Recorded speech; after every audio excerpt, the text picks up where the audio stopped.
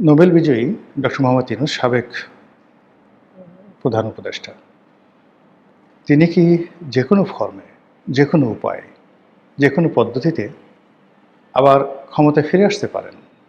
এই বিষয়টা নিয়ে আলোচনা করব। আপাত দৃষ্টিতে এটিকে আপনাদের কাছে অসম্ভব মনে হতে পারে। কিন্তু রাজনীতিতে শেষ বলে কোনো কথা নাই, অসম্ভব বলে কোনো কথা নাই। তিনি ফিরে আসতে পারেন নানা উপায়ে। প্রথমত ইতিবাচক অর্থে বলি, তারেক রহমান সাহেব তাকে রাষ্ট্রপতি পদে নিয়োগ দিতে পারেন, অথবা তাকে একেবারে সিনিয়র মন্ত্রী পদমর্যাদায় তাকে বাংলাদেশের ব্র্যান্ড অ্যাম্বাসেডর হিসেবে তিনি নিয়োগ দিতে পারেন, যে তিনি বিশ্বের বিভিন্ন দেশে যাবেন, মন্ত্রীর প্রোটোকল ব্যবহার করবেন এবং বাংলাদেশের যে রাষ্ট্রদূতদের যে কর্মস্থলগুলো রয়েছে, দূতাবাসগুলো রয়েছে, সেগুলোর সাথে সমন্বয় করে ইউরোপ আমেরিকার সাথে বাংলাদেশের সম্পর্ক উন্নয়নের জন্য চেষ্টা করবেন। যেভাবে এরশাদকে শেখ হাসিনা বিশেষ দূত নিয়োগ দিয়েছিলেন বটে, কিন্তু এরশাদকে কাজ করার সুযোগ দেননি, সেটা তারেক রহমানের ক্ষেত্রে হতে পারে। এটি হলো এক, মানে রাষ্ট্রপতি হতে পারেন অথবা তিনি বিশেষ দূত হতে পারেন, স্পেশাল এনভয় হতে পারেন। আর নেতিবাচক যদি আপনি ধরেন, সেটা হলো যে বাংলাদেশের রাজনৈতিক পরিস্থিতি ভালো থাকলো না, সরকার ভালো করতে পারলো না, জামাত যেভাবে ভয় দেখাচ্ছে, আর একটা গণঅভ্যুত্থানের ভয় দেখাচ্ছে, এনসিপি যেভাবে রাজপথ গরম করার কথা বলছে, আর একটা জুলাই বিপ্লব ঘটানোর কথা বলছে, এবং যেভাবে তারা হুমকি দিচ্ছে যে তাদের জুলাই সনদ যদি পাশ না হয়, সংস্থার প্রস্তাব যদি পাশ না হয়, তাদের সঙ্গে যে ধরনের চুক্তি হয়েছে সেগুলো যদি বাস্তবায়ন না হয়, তাহলে তারা বসে থাকবে না। এবং এই কথাগুলো তারা এখন বলছে, তার সঙ্গে সঙ্গে তারা কিন্তু ব্যাপক প্রস্তুতি নিচ্ছে। তাদের নেতারা সারা বাংলাদেশে ঘুরে বেড়াচ্ছে, বিভিন্ন জায়গায় কমিটি করছে, এবং সামনে আগস্ট মাসকে কেন্দ্র করে তারা ব্যাপক শোডাউন দেবে। অর্থাৎ আগামী জুলাই এবং আগস্টে তারা রাজপথে ব্যাপক শোডাউন করবে, এনসিপি এবং জামাত। এটা মোটামুটি আপনি ধরে নিতে পারেন 99.99%। আর জুলাই আগস্ট নানা কারণে বাংলাদেশে এই বছর খুবই বিতর্কিত থাকবে। এক নম্বর হলো যে বাজেটের পর অনেকে খুশি থাকবেন, অনেকে অখুশি থাকবেন, এবং এখানে অখুশির সংখ্যা খুব বেশি হবে। এবং যে বিষয়গুলো জানা যাচ্ছে, যেমন হুন্ডা, আপনি দেখেন এই যে তেলের ক্রাইসিসটা কিন্তু কেবলমাত্র হুন্ডা দিয়ে তৈরি করা হয়েছে। আবার ডক্টর মোহাম্মদ ইউনূসের জামানায় ব্যাটারির রিক্সার যে যন্ত্রণা, সেই রিক্সার যন্ত্রণায় মানে আমরা ঢাকা শহরে কেউ চালতে পারি না, এগুলো বলা হয় যে বাংলার টেসলা, এবং সেই যন্ত্রণা এখন পর্যন্ত আছে। যখন আপনি তাদেরকে ট্যাক্সের আওতায় আনবেন, এদের যন্ত্রণা আরও বাড়বে, মারাত্মকভাবে এদের যন্ত্রণা বাড়বে। 2 নম্বর হলো যে এই মুহূর্তে বাংলাদেশে কত লাখ মোটরসাইকেল রয়েছে, সিসি ভেদে সেখানে যে ট্যাক্স ধারণ করা হয়েছে, সেক্ষেত্রে তারা যদি স্ট্রাইকে যায়, তারা যদি সেই খালি পেট্রোল পাম্পগুলোর সামনে ঘেরাও করে বসে থাকে যে এখানে আমরা অন্য কোনো গাড়ি ঢুকতে দেবো না, কী করবেন আপনি বলেন? বাংলাদেশে যে সকল ঢাকা শহরে যে বিদ্যুৎ সঞ্চালন কেন্দ্রগুলো রয়েছে, সেই কেন্দ্রের সামনে এই ব্যাটারির যে রিক্সাগুলো আছে, সেই রিক্সাগুলো সাইপাসের যে রিক্সা, সেখানে ঘেরাও করে রাখলো, এবং সেখান থেকে বিদ্যুৎ প্ল্যান্টগুলো থেকে তারা সঞ্চালন লাইন বন্ধ করে দিল। কী করবেন আপনি বলেন? কিচ্ছু করার নেই। এবং এদের সংখ্যা এত বেশি, এবং সেই জায়গাতে সরকার যেতে হচ্ছে অর্থনৈতিক কারণে। আবার এই বিষয়গুলো যাতে হুন্ডাওয়ালারা না করে, এই বিষয়গুলো যাতে ব্যাটারি রিক্সা চালকরা না করে, এটা সামাল দেওয়ার জন্য বিএনপিকে দেওয়া হবে না, সকল রাজনৈতিক দলের ঐক্যমত্য দরকার। এবং এটাকে বাংলাদেশের, যেমন এখন বাংলাদেশে হাম নিয়ে, অর্থনৈতিক সংকট নিয়ে আমার কাছে মনে হচ্ছে জরুরি অবস্থা জারি করার পর্যায়ে চলে গেছে। এটা লুকানোর কিছু নেই। তো সেই কাজগুলো সরকার যদি সঠিকভাবে না করে, রাজপথ যদি আবার উত্তপ্ত হয়, তাহলে ক্ষমতার পট পরিবর্তনে ডক্টর মোহাম্মদ ইউনূস নিজ নামে হোক, অথবা তিনি বলেন যে না, আমি বাপু আর পারবো না, আমি আমার প্রিয়জন, আমার প্রেস সচিব শফিককে প্রধান উপদেষ্টা বানালাম, আমেরিকাকে বলে দিল। অথবা আমি আমার প্রিয় মানুষ আমিরে জামাতের সভাপতি আলহাজ মাদ্দা জিল্লুহুল আলী আলা হজরত জনাব ডাক্তার শফিকুর রহমান, তাকে বানানো হলো। অথবা ধরুন বললো যে না, ঠিক আছে, সামিয়া, তার সাথে তার যে ব্যক্তিগত সচিব সামিয়া, অত্যন্ত মানে মোর্শেদ, লামিয়া মোর্শেদ, নট সামিয়া, লামিয়া মোর্শেদ, অত্যন্ত কোয়ালিফাইড, ভালো পরিবারের সন্তান, সিলেটের খুব নামকরা পরিবারের সন্তান। লন্ডন স্কুল অফ ইকোনমিক্স থেকে তিনি পড়াশোনা করেছেন। কাজেই লামিয়াকে প্রধান উপদেষ্টা বানানো হোক, অথবা লুৎফে সিদ্দিকীকে বানানো হোক, একেবারে আর কিছু যদি না হয়, সরকারের মধ্যে আছে যদি এখন বর্তমান পররাষ্ট্রমন্ত্রী তাকে তারপরে তাকে যদি মনে হয় যে এখন খলিলুর রহমান সাহেবকে প্রধান উপদেষ্টা বানানো হোক, তাহলে আলটিমেটলি যে ফর্মই আসুক না কেন ডক্টর মোহাম্মদ ইউনূসের প্রত্যাবর্তন অনিবার্য হয়ে পড়বে। সেক্ষেত্রে কি হতে পারে পরিবেশ এবং পরিস্থিতি ভাবাই যায় না। আর এটা যে হবে না তাও বলা যাচ্ছে না। এর কারণ হলো যে প্রথম ক্ষমতা হারানোর পর তারা মোটামুটি 2 সপ্তাহ চুপচাপ ছিলেন, কিন্তু এখন তারা কেউ, তাদের যত রকম লোকজন আছেন, তাদের সেই মনির হায়দার, এখন মনির হায়দার বলতে গেলে 1 ডজন মন্ত্রীর উপরে প্রভাব বিস্তার করছেন। মানে শিক্ষামন্ত্রী এহসানুল হক মিলনের অত্যন্ত ঘনিষ্ঠ বন্ধু। এর বাইরে অন্যান্য যে সকল মন্ত্রী রয়েছেন তারাও যে ডক্টর মোহাম্মদ ইউনূসের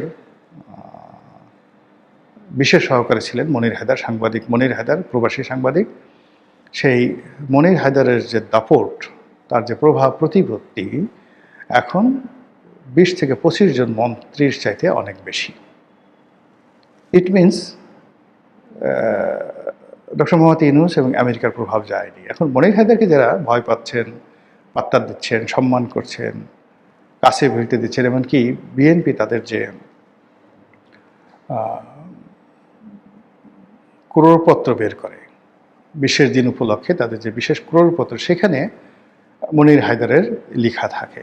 তো বোঝার চেষ্টা করেন যে মনির হায়দার এখন সরকারের কাছে মাহফুজ আনাম, মতিউর রহমান, আবার ওই যে মতিউর রহমান চৌধুরী যিনি আছেন তিনি, এরকম যে সমস্ত লোকজন এখন তারেক রহমান সাহেবের খুব ঘনিষ্ঠ হয়ে পড়েছেন, এমনকি আবদুল্লাহ আবু সাইদ সাহেব আছেন, তাদের চাইতেও মনির হায়দার এখন প্রভাবশালী হয়ে পড়েছেন।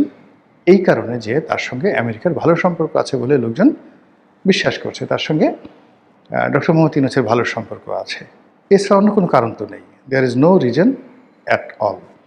আবার মনির হায়দারের সাথে যে সকল সাংবাদিকদের, মানে তারা এখন অনেকেই সাংবাদিক না কিন্তু সাংবাদিক নামধারী, তাদের ভালো সম্পর্ক রয়েছে, তারাও এখন বাংলাদেশে যে কোনো আমির ওমরার চাইতে ক্ষমতাধর।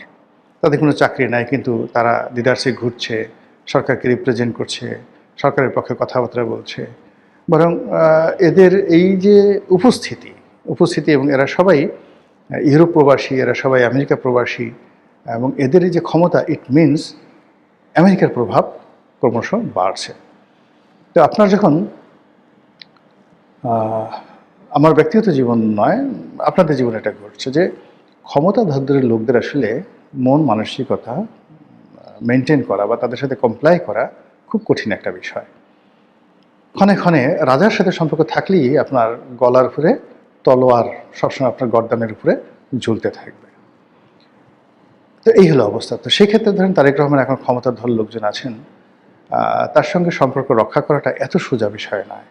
এটা তার বিষয় না, যারা তার সঙ্গে সম্পর্ক স্থাপন করবেন বা করে চলছেন, এটা অনেকটা বিশাল, মানে সূর্যের কাছাকাছি যাওয়া মানে বিরাট ব্যাপার। একইভাবে তারেক রহমান সাহেবের যে ক্ষমতা, তার চেয়ে 100 গুণ ক্ষমতা, কোটি কোটি গুণ ক্ষমতা, বিলিয়ন বিলিয়ন ট্রিলিয়ন ক্ষমতা আমেরিকার এবং ডোনাল্ড ট্রাম্পের।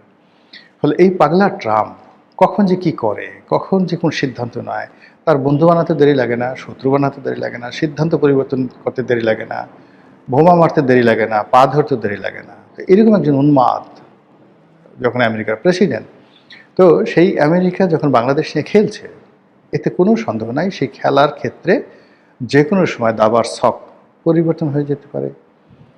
যে কোনো সময় ডক্টর মোহাম্মদ ইউনূসের ভাগ্য আবার খুলে যেতে পারে। যে কোনো সময় আওয়ামী লীগের কপাল খুলে যেতে পারে। যে কোনো সময় তারেক রহমান সাহেবের কপাল খুলে যেতে পারে, আবার সবার কপাল একসাথে পুড়ে যেতে পারে। তবে এখন লক্ষণ যেটা দেখছি সেটি হলো সরকারকে চাপে রাখা হচ্ছে, সরকারকে ভয় দেখানো হচ্ছে। সরকার যে এই যে ঘন ঘন চীনে যাচ্ছে, চীনমুখী হচ্ছে, চীনের সাথে দহরম মহরম করার চেষ্টা করছে, তিস্তা ব্যারেজ করতে চাচ্ছে, গঙ্গা ব্যারেজ করতে চাচ্ছে, তারপরে বগুড়াতে আন্তর্জাতিক মানের বিমান ঘাঁটি করতে চাচ্ছে, না বিমান বন্দর করতে চাচ্ছে। বগুড়া আন্তর্জাতিক বিমানবন্দর, যেটা বাংলাদেশের সবচেয়ে ভালো বিমানবন্দর হবে বলে সবাই আশঙ্কা করছেন। এর কারণ হলো এই আন্তর্জাতিক বিমানবন্দরে চীনের বিমানগুলো সরাসরি চীনের প্রেসিডেন্ট ইচ্ছা করলে বগুড়া আসতে পারে। আর বগুড়া একটা সময় তো বাংলাদেশের রাজধানী ছিল। তো সেই বগুড়ার মহাস্থানগড়, পুণ্ডবর্ধন, পুণ্ডনগরী, এগুলো তো ঐতিহ্যবাহী। আর বগুড়া থেকে একটু সামনে গিয়ে চাঁপাইনবাবগঞ্জ যদি আপনি যান উত্তরবঙ্গে, সেখানে বহুকাল প্রায় 300 ইয়ার্স ওখানে বাংলা রাজধানী ছিল। আলাউদ্দিন হোসেন শাহ, যে হোসেন শাহী বংশের রাজধানী, সেটা ওখানে ছিল। ওখানে সেই কি বলবো, যে ওই যে ছোট সোনা মসজিদ, ওই সুলতানি আমলের নিদর্শন। তো কাজে ওই এলাকাকে কেন্দ্র করে একটা নতুন রাজনীতির বলয় হতে পারে। সেখানে এই বলয়টা তৈরি করার জন্য সেখানে চীনের উপস্থিতি দরকার, এবং চীনের সেই বিমান ঘাঁটি, চীনের সেই 1000 শয্যা বিশিষ্ট হাসপাতাল, এগুলোকে কেন্দ্র করে উত্তরবঙ্গের এই এলাকাতে যত বেশি বাংলাদেশ তার সামরিক শক্তি বাড়াবে, রাজনৈতিক শক্তি বাড়াবে, ততই ভারতের রীতিমতো তছনছ হয়ে যাবে। আপনারা জানেন যে এই সময়টাতে উত্তরবঙ্গের এখন ঠিক কোন এলাকাতে শশাঙ্কের রাজধানী ছিল আমরা বলতে পারি না, তবে উত্তরবঙ্গের দিনাজপুর বা রংপুর বা এই যাকে বলা হয় বগুড়ার কোনো একটা অঞ্চলে শশাঙ্কের রাজধানী ছিল, এবং শশাঙ্কের এই রাজধানীর থাকার কারণে এখান থেকে পুরো উত্তর ভারত তিনি দখল করে ফেলেছিলেন, একদম দিল্লি পর্যন্ত, হরিয়ানা পর্যন্ত তিনি অধিকার করে ফেলেছিলেন। তো সেই জমানা আবার যে আসবে না ইতিহাসে, এটা কিন্তু ভারত জানে যে এটা এনি টাইম এটা ঘটতে পারে। একজন মানুষ, এখন তারেক রহমান সাহেব যে বাংলার নতুন শশাঙ্ক হবেন না এটা বলা যায় না। এই বাংলাতে অনেক মানুষ হয়েছেন, তিনি যে ইখতিয়ার উদ্দিন মোহাম্মদ বিন বখতিয়ার খলজি হবেন না, ইখতিয়ার মোহাম্মদ বখতিয়ার খলজি তিনি কি এই সিকিম অভিযান করেননি? তিনি পারেননি, কিন্তু সিকিম পর্যন্ত যাওয়ার আগে যত জায়গা আছে সব তো তিনি তছনছ করেছেন, সবগুলো তিনি জয়লাভ করেছেন। তো তারেক রহমান সাহেব তো এটা হতে পারে। তো এইটাকে কেন্দ্র করে ভারত তো বসে নাই, তারা চক্রান্ত করছে। এটাকে কেন্দ্র করে যেটা আমেরিকা চাচ্ছে যে তারা তাদের প্রভাব সেই কক্সবাজারের দিকে নিয়ে যাবে। আর তারেক রহমান সাহেব এবং চায়না তারা চাচ্ছে উত্তরবঙ্গে, দক্ষিণবঙ্গ বাদ দিয়ে উত্তরবঙ্গে। আর কক্সবাজার মানে ওই পুরো অঞ্চলটা, কক্সবাজার থেকে শুরু করে আপনি যদি সমুদ্রের তীর হয়ে নোয়াখালী আসেন, তারপর পটুয়াখালী যান, এরপরে কুয়াকাটা যান, এরপরে গোপালগঞ্জ যান, এই এলাকাকে কেন্দ্র করে শেখ হাসিনার একটা যে মাস্টার প্ল্যান ছিল, ভারতের মাস্টার প্ল্যান ছিল সেই, এবং আমেরিকার মাস্টার প্ল্যান ছিল, তার অ্যাগেনস্টে বগুড়াকে কেন্দ্র করে, উত্তরবঙ্গকে কেন্দ্র করে এই যে নতুন যে মাস্টার প্ল্যান হচ্ছে, সেই মাস্টার প্ল্যানে মার্কিন ডিপ স্টেটের যারা এজেন্ট, তারা যদি ক্ষেপে যায়, রাগ হয়ে যায়, তারা যদি তাদের সেই যে অতীত কর্মকাণ্ড সেটাকে আরও শক্তিশালী করে, তাহলে এই যে ডক্টর মোহাম্মদ ইউনূসকে নিয়ে যে কথাগুলো বললাম, এটা কি খুব বেশি অবাস্তব আর অসম্মান মনে হতে পারে? যখন ডক্টর মোহাম্মদ ইউনূস শেখ হাসিনার জামানাতে মজলুম ছিলেন, সেই অবস্থায় তিনি বাংলাদেশের প্রধান উপদেষ্টা হবেন এটা পাগলও কল্পনা করেনি। আর এখন তিনি প্রধান উপদেষ্টা হয়েছেন, এখনও তিনি ভিভিআইপি প্রোটোকলে দেশে ভিতরে এবং বাইরে ঘুরে বেড়াচ্ছেন। এখনও পর্যন্ত তার চেহারা নষ্ট হয়নি, কথা নষ্ট হয়নি, তিনি আগের মতো হাসছেন, আগের মতো শক্তিমত্তা প্রদর্শন করছেন। তার যারা লোকজন রয়েছেন তারাও বুক ফুলিয়ে হাঁটছেন, এবং তার যে সকল আমেরিকান যারা লোকজন রয়েছেন, মনির হায়দার, তারপরে বদিউল আলম মজুমদার, এরপর আলী রিয়াজ সাহেব, তারা সবাই আবার নতুন করে প্রজেক্ট 007 সামনে নিয়ে তারা কথাবার্তা বলে যাচ্ছেন, সরকারকে হুমকি দিচ্ছেন, ধামকি দিচ্ছেন, সংস্কারের কথা বলছেন। হোয়াট ডাজ ইট মিন? ডাল মে কুছ কালা হ্যায়। মহান আল্লাহ আমাদের সবাইকে হিদায়াত দান করুন এবং হেফাজত করুন। আসসালামু আলাইকুম ওয়া রাহমাতুল্লাহি ওয়া বারাকাতুহু।